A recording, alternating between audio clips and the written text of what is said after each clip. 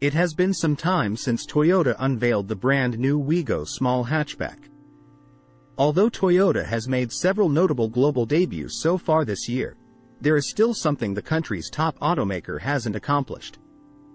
The second-generation Wigo's complete specifications and information have not yet been released by Toyota, at least not until now. Toyota has officially disclosed all the information regarding the updated Wigo that we all require, so now is a good moment to contrast it with the previous generation. The main development is that the hatchback now has a more powerful engine. The capacity increases by 200 cc over the previous model, increasing the displacement from 1.0 to 1.2 liters.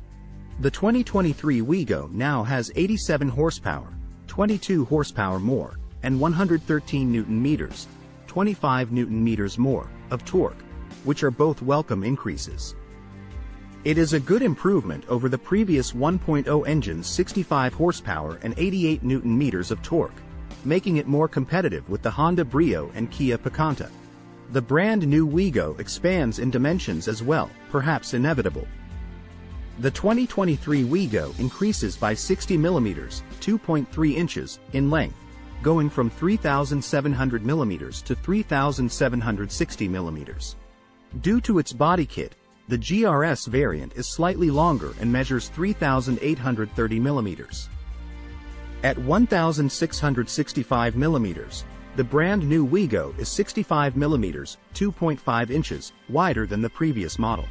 With a wheelbase that has been expanded by 10 mm, the new Wigo will also provide extra passenger space, 2,555 mm versus 2,565 mm.